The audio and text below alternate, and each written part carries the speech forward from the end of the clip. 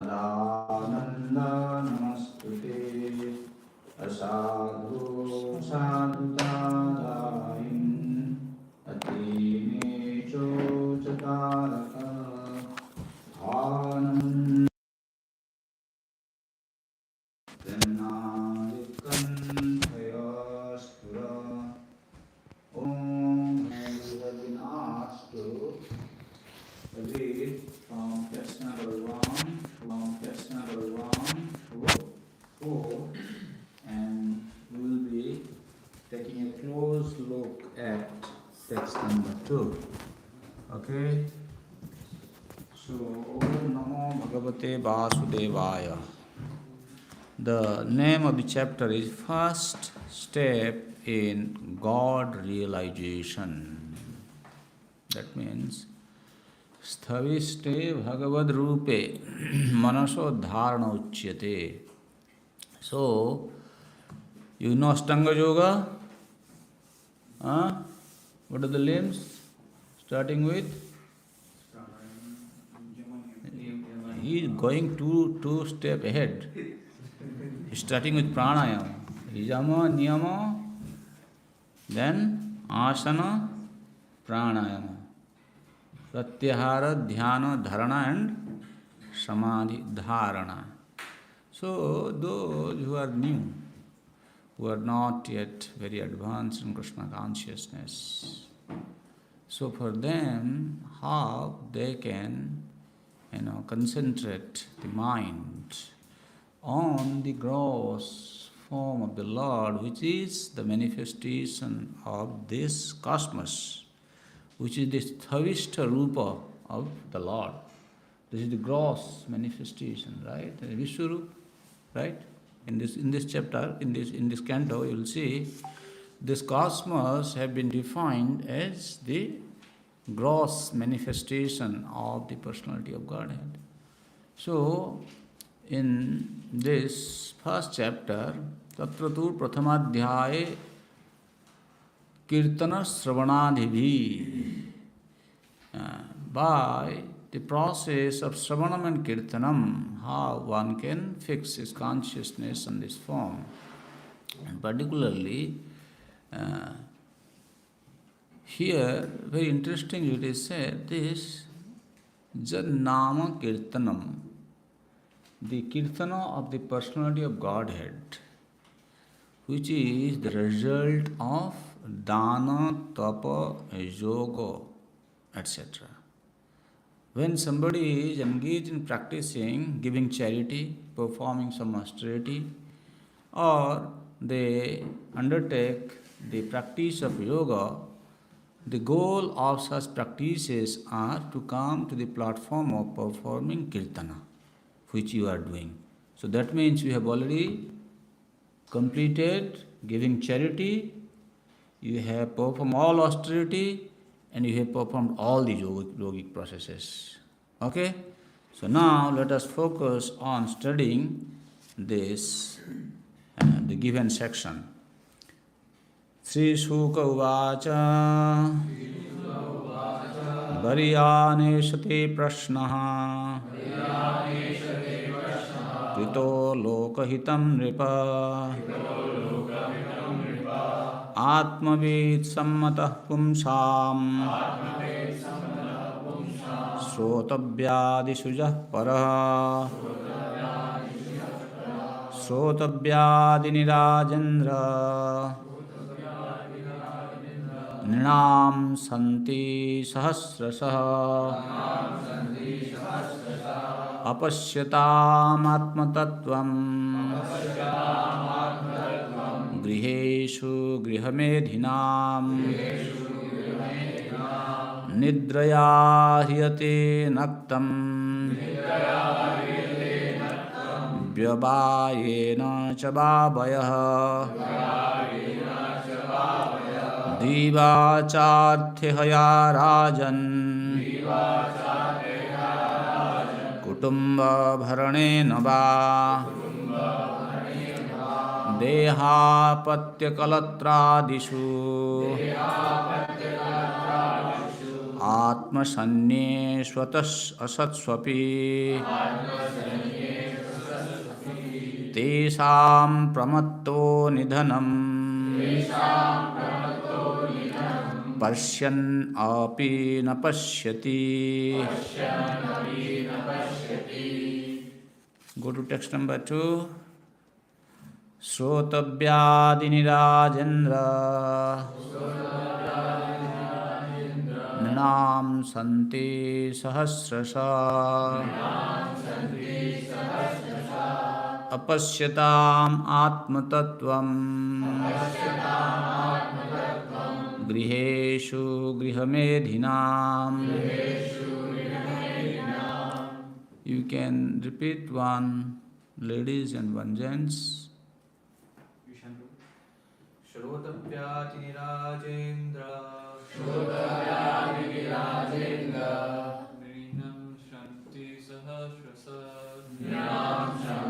Sahasrasa Apashyatam Atmatattvatam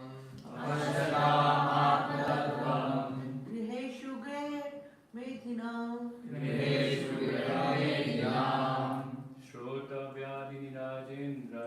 Shrotavyadinirajendra Nirnam Santi Sahasrasa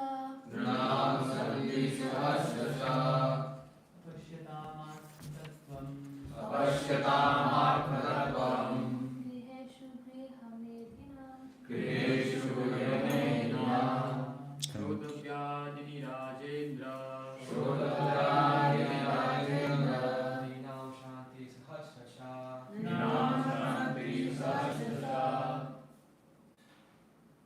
Then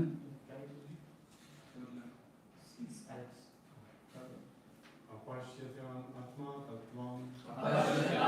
atma tattvam Griheshu Grihamedhinam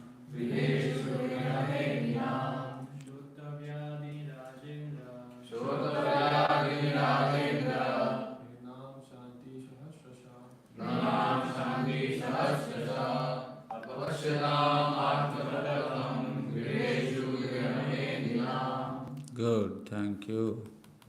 So we completed last section, I mean to say last skandha, the first skandha, where Sukadev Goswami was asked by Maharaj Parikshit, Atah prichhami samsiddhim yoginam paramam guru purushasya yatkaryam mriyamanasya sarvatha. So he asked that Atah prichhami samsiddhim purushasya yatkaryam. What is the duty of a person in general, he is asking. Means, what a person must do. Karya means duty. Duty cannot be avoided, neither can be neglected. So he is saying, Purushasya jat karyam. What is the duty? What one must perform? And then, bruhi jadva viparjaya. And also tell me what he should not do. And particularly, a person who is about to die, what he should do and what he should not do. So therefore, in the beginning of Canto 2, by understanding Maharaj Parikshit, who is a great devotee of the Lord, coming in the lineage of Pandu Maharaj, and Parikshit Maharaj, he has asked such a wonderful question, such a penetrating question. Why? The point is, Sukadev Goswami also a devotee of the Lord, and he understood the intent of Maharaj Parikshit. That the question that have been asked by Maharaj Parikshit is just by hearing to this question, by repeating this question, or by meditating upon this question, one can attain all auspiciousness. Then Sukadev Goswami is thinking, oh, this great devotee of the Lord who has asked this question, such an important question, if I am repeating it, I am responding to his questions, and the answer which will be heard by Maharaj Parikshit, what good fortune will be created in him. So therefore, in the beginning, he is first glorifying Parikshit Maharaj for asking such a wonderful question. Therefore, Shuka Uvacha in the first text is saying, Bariyan Eshati Prashna. Your question is actually praiseworthy. It is beneficial for all men. You had asked, what is the duty of a man? What is the duty of the man in general, and particular one who is about to die? So your question is definitely beneficial for all. And why? Krito loko hitam repa. The answer to this question is the prime subject matter for hearing. Why? Atmavid sammataha pumsam. It is approved by all transcendentalists. That means he is saying that all the sages who have assembled in this assembly today, and it is actually they are very much approving this such a question, because Parikshit Maharaj has come to give up his body by listening to the narrations of the personality of Godhead. Therefore, he is saying this is such a wonderful question, and all these great transcendentalists who have assembled in this assembly are actually approving this question. So, after glorifying the question, then in text number 2, first he is speaking about what should not a person should do, what he should concentrate in his life. So there are two things. One is nishedhagya and one is order to execute the duty. So in scripture, they give more emphasis on to don'ts. Like when you take initiation, what is asked? 4 relative principles. What are they? No meat eating, no illicit sex, no intoxication, no gambling. What is first coming? No. Right? First no should be understood, and then yes can be followed. Because, you see, if we are not very much clear about what should not be done, then what you do, it may not be very, very effective. So therefore, keeping this thing in mind, Sukadeva Goswami, he is speaking, Sridhar Swami is saying, Tatra tavat swabhavika kriyanam anartha hetutvam. Swabhavika kriya. What is swabhavika kriya? That means one who is inspired by his nature. How the nature is acquired by a person, individual? Because we have done some karma in the past life, and that impression is already created.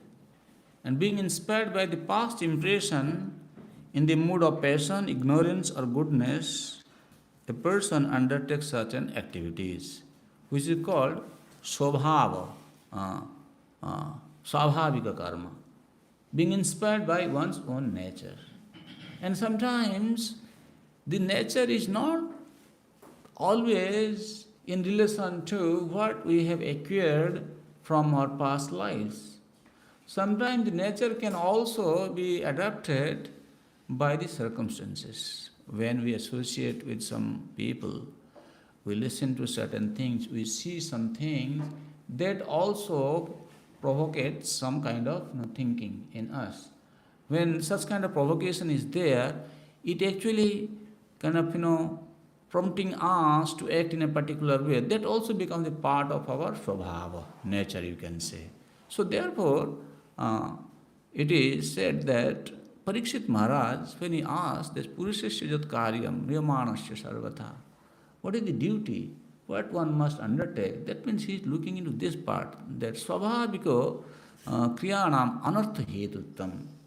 when one undertakes the activities being inspired by his own nature or that foreign nature which is coming to him because of his contact with this external world, that is the cause of anartha, unwanted things.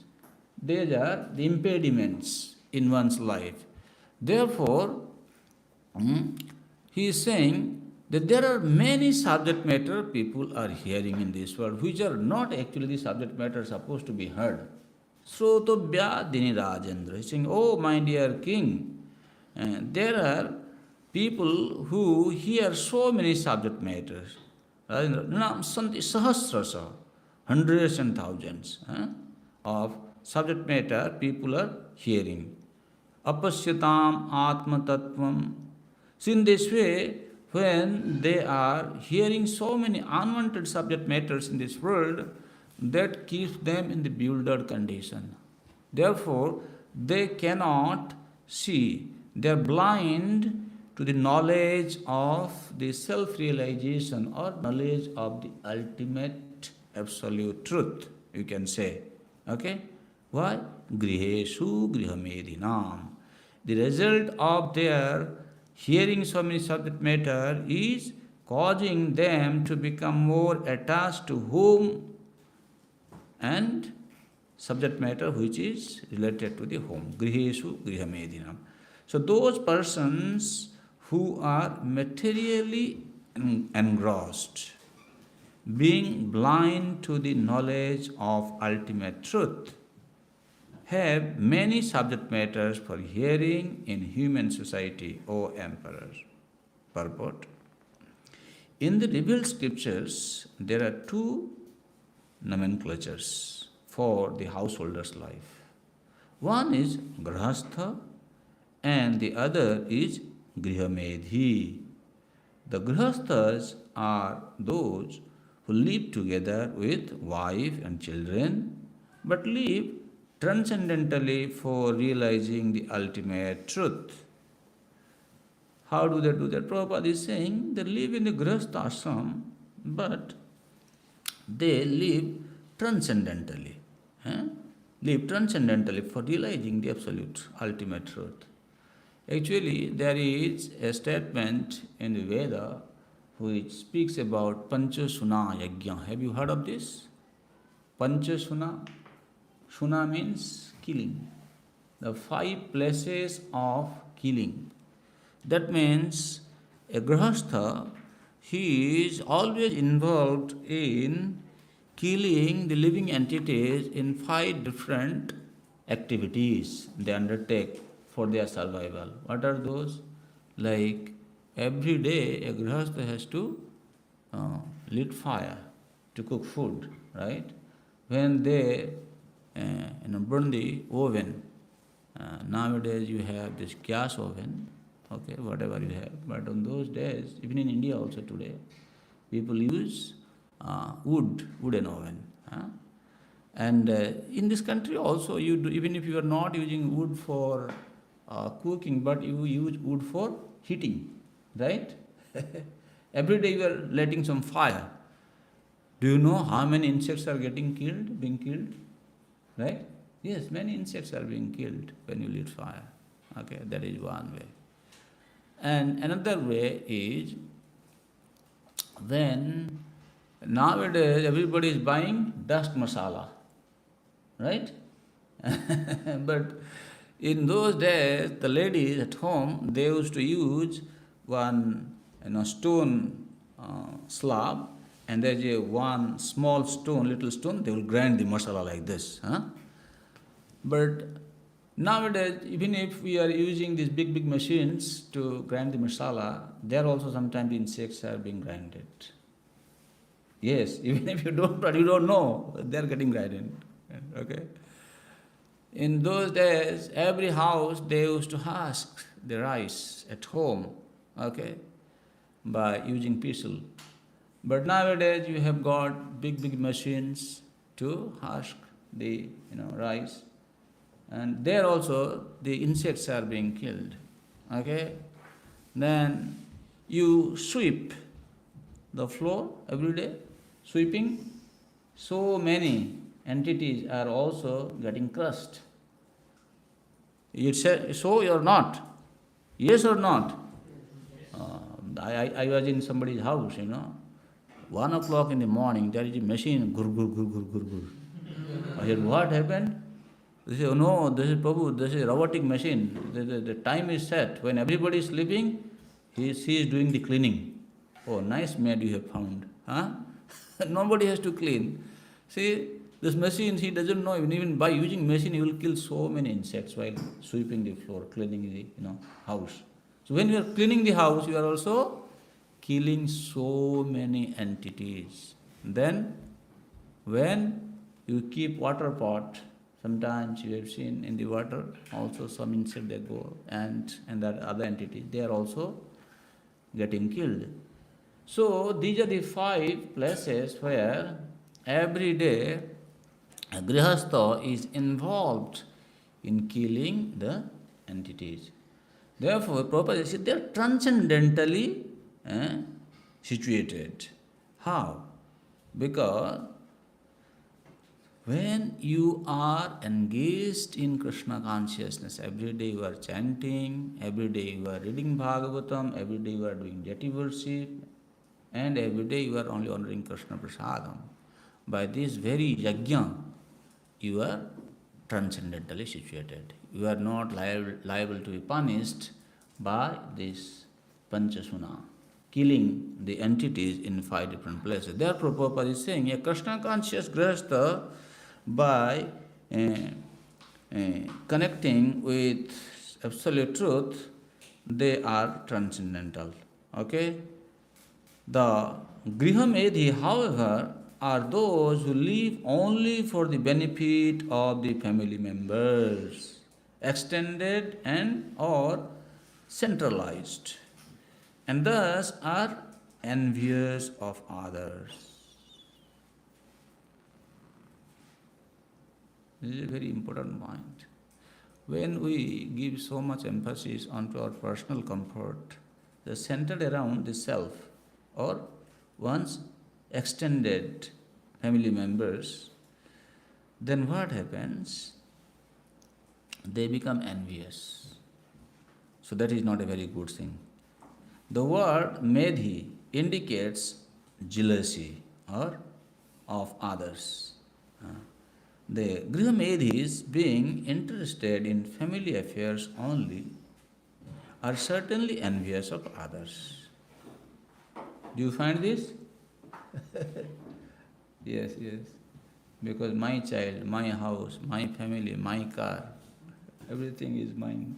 So if something is happening to these things, then they become envious, they become angry. Therefore, one grihamedhi is not on good terms with another grihamedhi. Nowadays, in the office, there is so much of politics going on, right? In office atmosphere, devotees find quite difficult because they are grihamedhis. They are just simply interested in their personal life, personal benefit, envious of each other, creating their own group, which is not good. This is a sign of grihamedhi. And in the extended form, one community, society, or nation is not on good terms with another counterpart of selfish interest. Sometimes people say Prabhupada's purports are not valid for today, because today we are in 2026. You see, word is saying, and in extended form, the community, society, or nation is not on good terms with one another, another counterpart of selfish interest. Right? Now there is war going on between US and Iran. And what happened to them? Gaza and Israel? Yeah, going on? Israel, Palestine. Yeah, still going on, right? Yeah. Russia and going on. So, this is for their selfish interest. You see, these people, they don't understand why they have become the leader of the nation. They have been chosen to become the leader of the nation to protect the citizens, to give them a good life. But what is happening? This is just ego fight. Nobody cares about dharma. Everybody is thinking about just becoming more, prosperous in the name of selfish. Prosperous, actually they are selfish. So this is what is going on in the world today.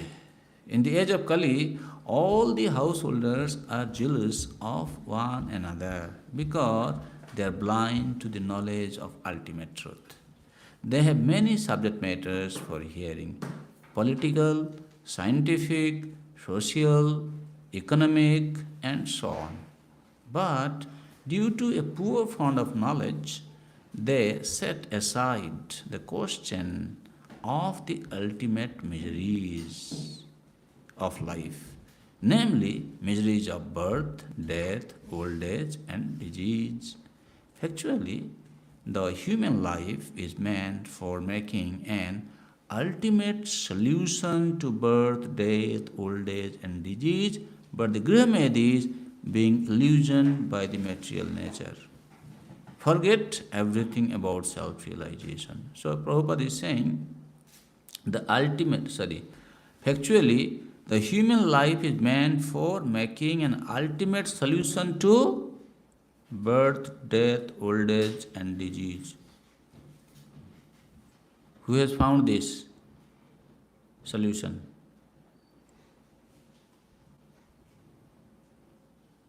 What is the solution for birth, death, old age, and disease? Practicing devotional service. Practicing devotional service. Wow, how? How can you say practicing devotion? Those who are practicing devotional service, are they not dying? There is no disease to them? There is no death happening to them? They know that their soul doesn't actually die, and they go back home, back to Godhead. So they know there is no death for the soul. They go back to Godhead. This is how. There is no death for them. Yes. Okay. Very good. Thank you. You have realized this? Have you realized this statement, what you made? I'm trying to. Good. At least you are trying. Everybody should be trying. That's very nice. Yes, we have to kind of know our philosophy. But at the same time, you see, there is no death means what? There is no old age, there is no disease. You cannot avoid death, old age, disease as long as we are embodied. Upanishad says, there is no, when we are embodied, we cannot avoid the suffering of this world. As long as we have this body, we will continue. Because this is the dharma of this material world, material body. We have to live. But what happens? How one attains the state of amrita. Amrita means no amrita, deathlessness. Another meaning of amrita is nectar. Right? So, when a devotee is very consciously engaged in the Shravanam and Kirtanam program, what happens? He does not feel the stress of material life. He does not feel the pain of the material life. Because he knows that I am here for some time, and this body what I have received is supposed to be utilized as a means to transcend all these difficulties of material life. And how it is possible? By engaging in Krishna consciousness. And also he knows that there is no death for the soul. But that philosophy is there. At the same time, when he practically engages himself in devotional service, you will see he will remain oblivious whatever happens in the surrounding. If people sometimes criticize him, they badmouth him, they don't facilitate him, he doesn't bother about it. Because he knows that is not very important thing for me. Main thing is I have to be Krishna conscious. Just like many of you have come from India, you are studying here. You know your goal is to focus on study you want to succeed. So in that way, what goes on around you is a very wonderful example. You can relate to it actually. You don't bother about it. So what? I'm here. This is not my business. This is not what I am here for. I have a different thing. I have a different goal. So devotee understands this is all kind of happening all around. These are all rubbish things. Is going to give me more suffering if I focus more on this. So I have to mind my own business. In that way, when they are cultivating such consciousness, that helps them to transcend death. Means there is no experience of the feeling of pain that is coming from the old age, death and disease and so forth. And also when they become successful in practicing Krishna consciousness, they don't enter another womb. The ultimate solution to the problems of life is to go back home, back to Godhead. And thus, as stated in the Bhagavad Gita 8:16, the miseries of material existence, birth, death, old age and disease are removed. The process of going back home, back to Godhead is to hear about the Supreme Lord and His name, form, attributes, pastimes, paraphernalia and variegatedness. Foolish people do not know this. They want to hear something about name, form, etc. of everything temporary, and they do not know how to utilize this propensity of hearing for the ultimate good. Misguided as they are, they also create some false literatures about the name, form, attributes, etc. of the ultimate truth. One should not therefore become a grihamedhi simply to exist for envying others. One should become a real householder in terms of the scriptural injunctions. So, Prabhupada is saying here, people, they have created their literature, means they, according to their choice, what they want to hear, they have their list of items. What people want to hear today? About Instagram, Facebook. What the new development happening in AI world. You are also very much inclined. So it's a fault or it's a kind of, virtue? Necessity. It's a necessity? Everybody is asking the same question. So what we should do, practically speaking? Yes, there are so many subject matters to hear about, meditate upon, right? Everybody is concentrating even after embracing Krishna consciousness. So what is the right approach? Yes? Regulations? Any other comment? Making sure the majority of our time is focused on Krishna consciousness, so that even if we have to deal with other subject matters, the main focus of our mind is on Krishna still. Okay, that's a good way to look at it. Any other?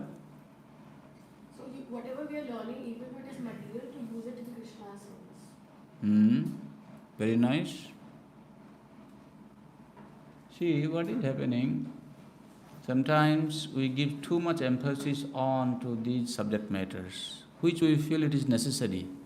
Because we have to survive in this world, we need to have a good house, we need to have our life, we have family to take care, our extended family members are there. It becomes like, integral part of our life. Then we keep on focusing so much and we become very much entangled in that consciousness. But the goal of life is kamasya nandriyapriti, dharmasya hyapavargasya, nartharthaya pakalpate, narthasya dharmaikantasya kamalabhaya smrita. So you have to perform your duty, which sometimes people they say, work is God, work is dharma. What work is dharma? What work is God? Whatever you have, in this material world, if it is facilitating your Krishna consciousness, then that is accepted. That means when you are studying or you have to know about this AI, many other things in this world, you should use this like a salt. You know salt? When you are cooking any item, you need salt. Without salt, there will be no taste in the vegetable. But because salt is bringing taste to the vegetable, therefore I should add more salt so that it will become more tasty. Is it so? Yes? Sorry. I said because by adding salt to a vegetable preparation, it is bringing out the taste of the vegetable, therefore I should add more salt to it so that it will become more tasty. No. What should I do? Huh? Only a moderate amount of salt, only a little bit. Means what? Only a little bit? No, not little bit. Little bit also not going to bring out the taste. Right amount. Right amount. We cannot put less or we cannot put more. If you put less, still it will not be tasty. If you put more, taste is spoiled. Right? So therefore, you have to add correct amount of salt. Then the taste will come out. That means you need to have the measurement. If I am cooking this much vegetable, how much quantity of salt I need to add to the preparation, so that it will bring out the actual taste of the vegetables. So similarly, these things you use as a salt, and you keep on adding to your preparations how much is required to bring out the taste of Krishna consciousness. If it is not helping me to bring out the taste of Krishna consciousness, then by adding all these experiences of life has no use. Okay? And people, the next, he continues, very wonderful thing here. He said, Taischa Britha Ayurbaya Bhavati. So, when people are engaged in adding too much salt to their preparations, it is spoiling the taste. Similarly, when we give so much emphasis on to listening to Instagram, Facebook, and many other things, what happens? Britha Ayurbaya Bhavati. You are simply wasting your lifespan. Your duration of life is being wasted. That is what is being said here. How it is happening? Nidraya hiyate naktam. If you divide your lifespan into two, daytime you have 12 hours of your lifespan and night time 12 hours. So he is saying night time hiyate naktam. They are wasting their night. Bayaha means their lifespan, the duration of their life during night time. How they are wasting it? Vyavayena, with sex. And diva chartahya rajan kutumba bharanenava. During daytime, they are engaged in maintaining their family members. The lifetime of such an envious householder is passed at night either in sleeping or in sex indulgence, and in the daytime either in making money or maintaining family members. So, when you read this, looks like Prabhupada is against family life. It is not like that. So here you have to see, not only because he is directly translating, if you see the Sanskrit, it says, Nidraya hyate naktam vyavayena cha. Means, night time, sometimes people in this country, they are not only wasting their time in sleeping or sex indulgence, but they are also going to the nightclub to drink, to dance, right? Sometimes they are wasting so many ways their sleep at night. And when they don't sleep properly, what happens? The body reacts actually. Body becomes restless. Then the next day they become distressed, they become disturbed. Sometimes they will be sleeping during the daytime also. It's wasting actually.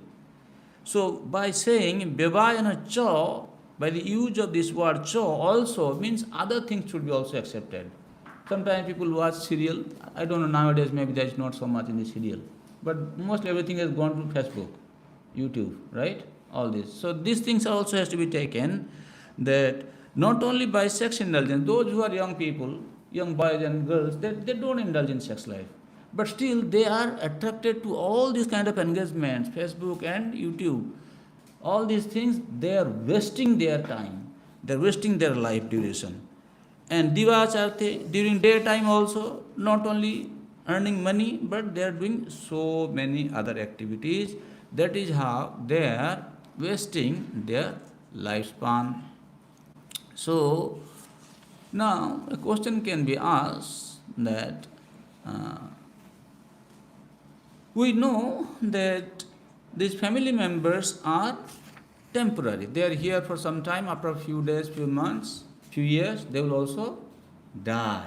Because I have seen my father died, my grandfather died, my mother died, my grandmother died. So, they will also die. But still, why they are attached? Because they do not know what they are supposed to do. Therefore, the next verse, Sukadeva Goswami is saying, Deha patya kalatradishu atma sainyeshu asatsu api. They are asat, they are fallible soldiers. But tesam pramatna nidhanam paschanapi na paschati.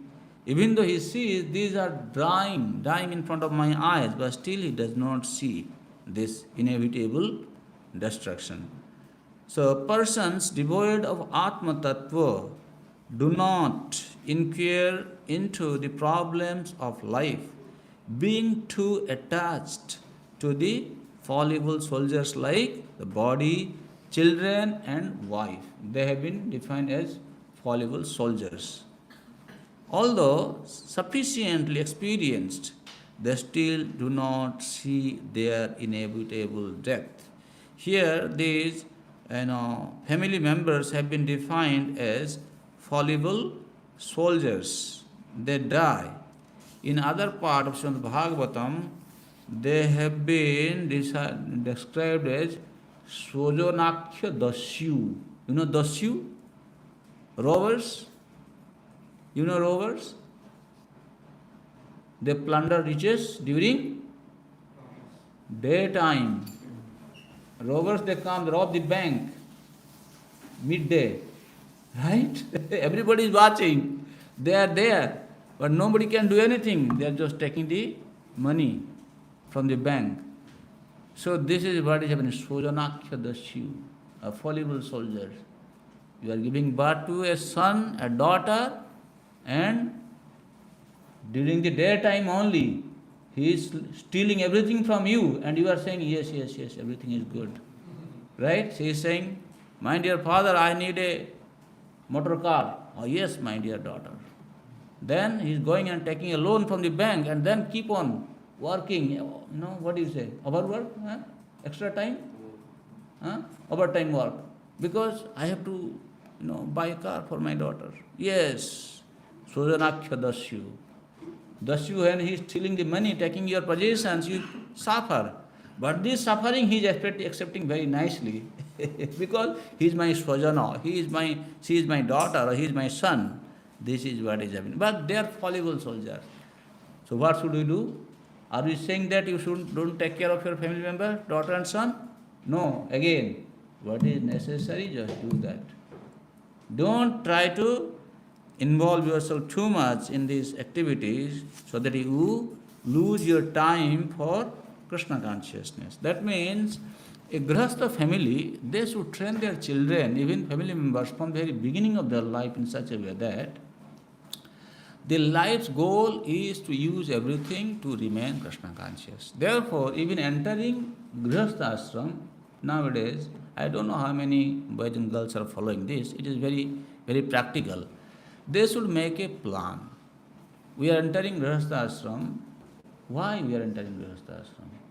What we want to achieve from here?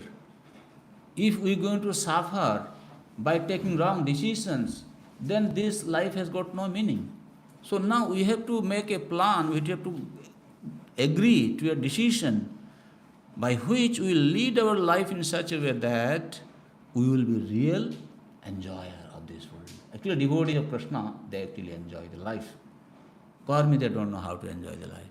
So in that way, we have to make a plan so that we guide everybody, whoever coming in our life, to become Krishna conscious. By helping them to become Krishna conscious, we also remain Krishna conscious.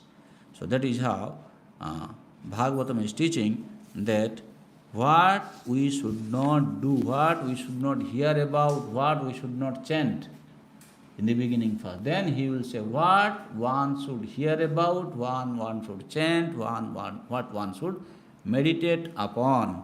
This is coming afterwards. I think text number 5. Yes. Tasmat bharata sarvatma bhagavan ishvaro hari shrotavya kirtitavyascha smartavyascha bhayam dhiya pujyascha nityada. In other place it is said. We will discuss about it tomorrow. You have any question or comment? Yes. In the beginning, you mentioned about the processes we do before we get into doing kirtan. So, could you please elaborate on that? Like you said, like before kirtan, you must have like the charity and different type of. Oh no.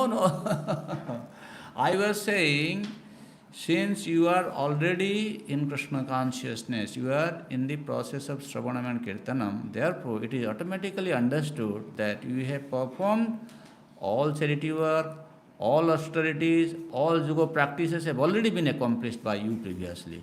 Because this is the result of austerity, charity and yoga practice. That is what I was saying.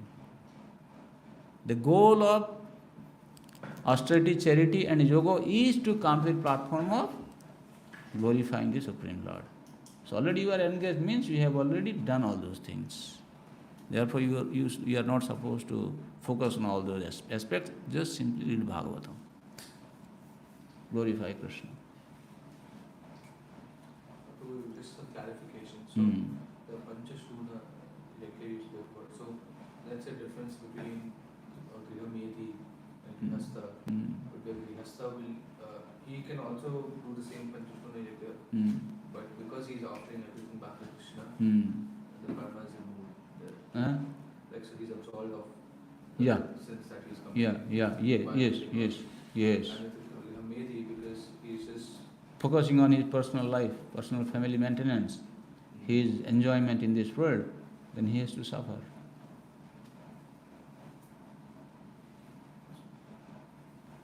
Even in Grihastha life, nobody is doing nowadays. They are supposed to cook food and then they have to go out of their house and say, hey, is there anyone hungry? 3 times. And then those who are hungry, they will come, they will feed them first. After that, they are supposed to eat. Therefore, for Grihasthas also to do some food, prasadam distribution is very, very good. Sometimes cook at home, bring and give to devotees also. That's nice actually. That's also a way to sacrifice our material possessions. That will help us to become detached. This might be a question for you, like prasadam distribution. Like in the middle, I met someone and they were saying that that they won't take prasadam from the temple. We are not allowed to take free food. Who? Like there was someone, and I invited them to the Sunday Peace, and then they said, "Oh, we don't take free food from the temple, because that is food given in charity. So we should not accept charity." So what is the concept for devotee? Should they accept, prasadam from anyone, or should they accept charity, or how should only brahmachari do that? Everything should be done in relation to the Supreme Lord. This is not that we are just cooking some food item and giving to someone. No, it is first offered to the Lord. That means it is already sanctified. And this prasadam, when somebody is accepting, this is actually Krishna's mercy they are accepting. This is not just normal charity. But even though we are saying this is prasadam distribution, but it has got, spiritual value added to it. Therefore, this should not be accepted in the category of material charity work. That somebody is accepting means he will be implicated by accepting the charity. No, rather by accepting prasadam, he will be delivered. It will benefit him in his spiritual consciousness. He will get connected with the God. So in that way, this is not to be considered like a material charity work. Everybody should accept Krishna Prasad. Whenever it is, big souls like Lord Shiva and Brahma, Narad, they are craving. Right? When Narad Muni, he got prasadam from Narayan's plate, and yet he was in ecstasy, then Lord Shiva said, hey, how come you didn't keep it for me?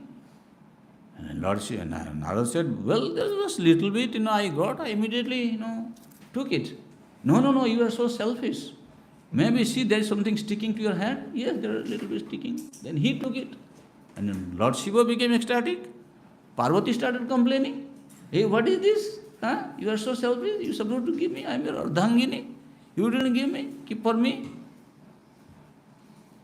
So prasadam is so, valuable. Everybody is craving for prasadam. You should not say that prasadam we don't take because of charity. No, this is not charity. You say we are not giving charity. We are distributing Krishna's mercy. You want Krishna's mercy? Come. Okay, now you have to go for prasadam. So Prabhu came. Prabhu want to... Oh, he just now came, So, Prabhu want to say something? You came?